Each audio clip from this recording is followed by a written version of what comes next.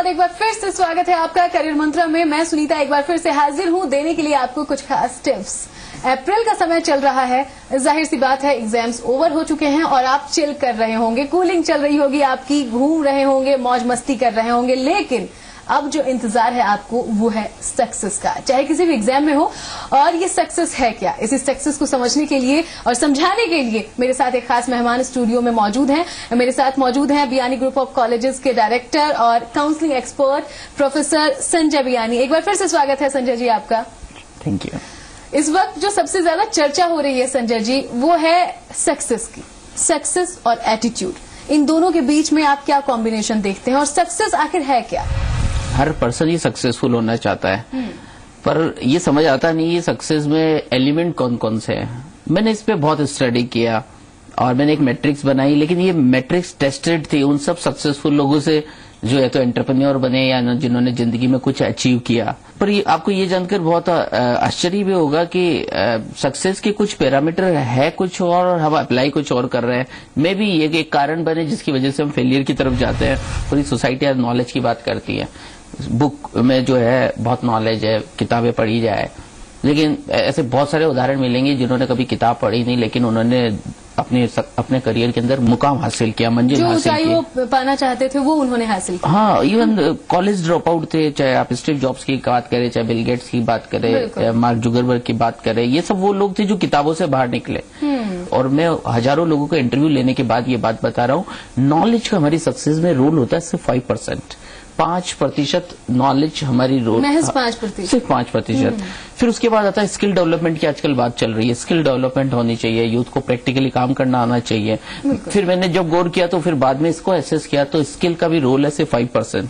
हमारी सक्सेस में स्किल का रोल भी सिर्फ 5% ही है।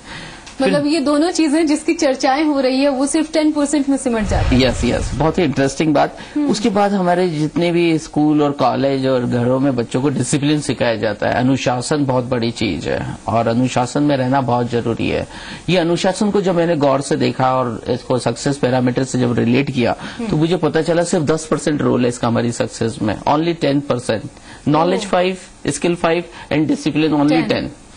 तो फिर सवाल ये आया कि फिर मेन रोल किसका है सक्सेस में? 80% रोल किसका है? आपको ये जानकर ताज्जुब होगा कि उसमें 40% रोल है आपके एटीट्यूड का। आपका अपनी लाइफ के प्रति नजरिया कैसा है, एटीट्यूड कैसा है आपका। और बाकी जो 40% है वो है आप में उत्साह और उमंग है या नहीं। आप किसी प्रोफेशन को एंजॉय कर रहे हैं और या फिर आप उससे जबरदस्ती कर रहे हैं, आप उसको औपचारिकताएं कर रही है या आपने सब्सटेंस है। काफी इंटरेस्टिंग बात आपने बताई है, क्योंकि अभी तक हमारा दायरा सिर्फ उन 3 चीजों तक ही सिमटता था जो 20% जिसका आप रोल बता रहे हैं। हमने पॉजिटिव एटीट्यूड के बारे में या एंथुजियाज्म हमारा कैसा होना चाहिए इस पर कभी चर्चा ही नहीं की। एटीट्यूड का इतना बड़ा रोल। अगर आपका राइट काइंड ऑफ एटीट्यूड हो तो आप नॉलेज आपके पास नहीं भी हो, यू कैन एक्वायर इट। आपके पास डिसिप्लिन जो है इट में बी डेवलप्ड, पर आपका अगर एटीट्यूड ही नहीं है तो आप इन सब चीजों में औपचारिकताएं कर रहे हो। पॉजिटिव एटीट्यूड की बात हो रही है यहाँ पे। कैसे अपनाएं उस पॉजिटिव एटीट्यूड को अगर हमारे पास नॉलेज नहीं है, जैसा कि आपने रोल बताया नॉलेज का या स्किल का या डिसिप्लिन का, 20% के अंदर वो चीजें आ जाती हैं। अगर ये तीनों चीज हमारे पास नहीं भी हैं और हम चाहें कि एक हम अपने एटीट्यूड में चेंज लाकर उसे अचीव करें, तो क्या है ये पूरा प्रोसेस और कैसे शुरुआत करें? सुनीता जी, हम आपको बताना चाहेंगे कि हम कितने खुशनसीब है कि हम इंसान बने। अगर खुदा या ईश्वर चाहता तो हम आज मगरमच्छ भी हो सकते थे, हम क्रोकोडाइल भी हो सकते थे, हम एक पेड़ हो सकते थे। सो ये एक एनफ रीजन है जिसकी वजह से हमारे को उस कायनात को, उस यूनिवर्स को, उस गॉड को, उस एनर्जी को, उस सुप्रीम पावर को शुक्रिया देना चाहिए जो हम दे नहीं पाते। चलिए, इंसान है इसलिए सबसे पहले खुश हो जाइए आप। या सबसे पहले आप शुक्रिया बोलना चालू करिए, सबसे पहले आप धन्यवाद बोलना चालू करिए, सबसे पहले आप थैंक यू बोलना चालू करिए। कितनी कितनी चीजें हम लोगों को मिली है, लेकिन हम सब लोग जो है पानी की तरफ चले हुए हैं। हम सब लोगों में थैंकलेसनेस बढ़ती जा रही है। अगर हम थैंकफुल हो जाए तो मुझे लगता है ये यूनिवर्स हमको वो सब चीजें लौटा देता है जो हम लेना चाहते हैं। हमने एग्जाम दिया लेकिन फिर भी हमारे मन में डर रहता है कि हम पास करेंगे या नहीं, पास करेंगे तो कितने मार्क्स आएंगे, इतने मार्क्स आएंगे तो हमारे पेरेंट्स क्या कहेंगे, सोसाइटी क्या कहेगी। कैसे इन चीजों से ऊपर उठे? देखिए, हमको डर को नहीं भगाना है, हमारे को पॉजिटिविटी को बढ़ाना है। अब पॉजिटिविटी को हम कैसे बढ़ाएं, तो मैंने बताया सिंपली हमारे को ये वन वर्ड जो मैंने अभी बोला आपको, जिसको शुक्रिया बोलते हैं, जिसको जापानी लोग अरिगातो बोलते हैं, ये एक बहुत ही खूबसूरत शब्द है जो पर अनफॉर्चुनेटली आप देखेंगे वो हर इंसान इसको जितना कम बोल रहे हैं ना वो उतना ही अधिक नेगेटिव बन गया है।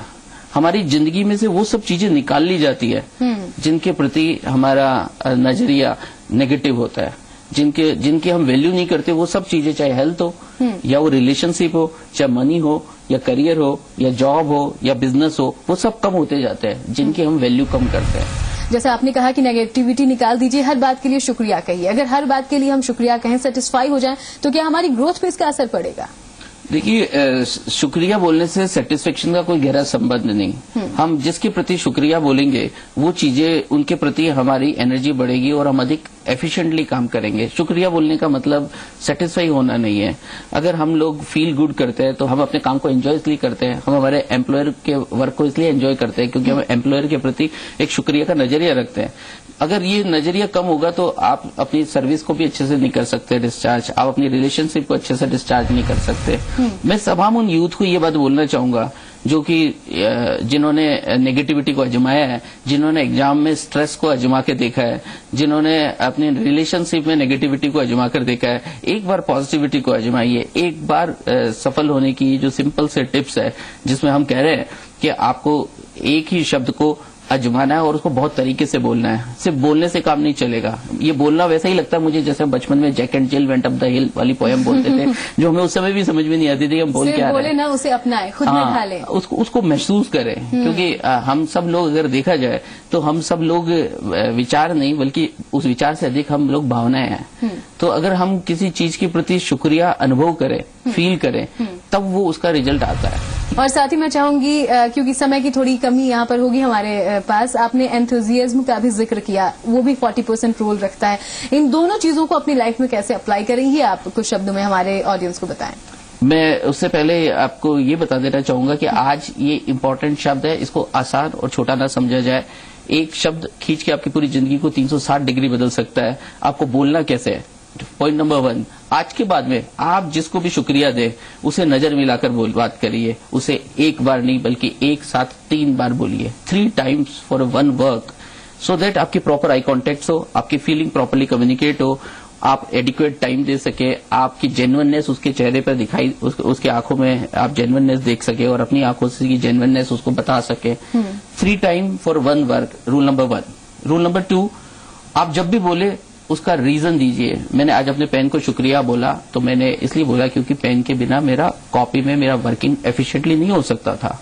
मैंने अपनी माँ को बोला क्योंकि माँ का जो वर्क है उसको वास्तव में मैं फील कर रहा हूँ कि अगर वो ये काम नहीं करती तो आज मैं अपने टाइम से स्कूल या कॉलेज नहीं जा सकता था। सो आपको जब भी बोलना हो आप उसका रीजन बोलिए। Rule number 2। Rule number 1 3 time, rule number 2 with a due reason, and rule number 3 आप काम होने से पहले भी बोलिए और काम होने के बाद में भी बोलिए। ये 3 रूल है, जब आप इन तीनों को अप्लाई करेंगे आप हर समय पॉजिटिव रह सकते हैं।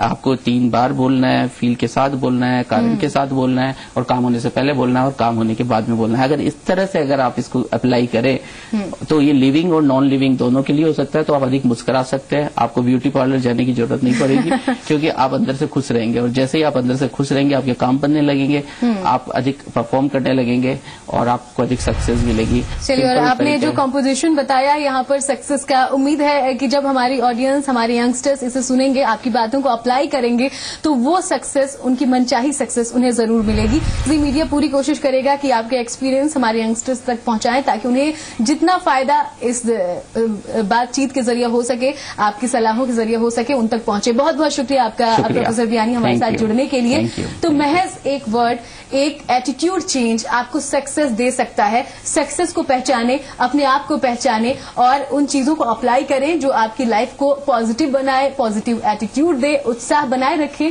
और जी तोड़ मेहनत करें। कामयाबी आपके कदम चूमेगी। आज करियर मंत्रा में फिलहाल इतना ही। बने रहिए हमारे साथ। नमस्कार।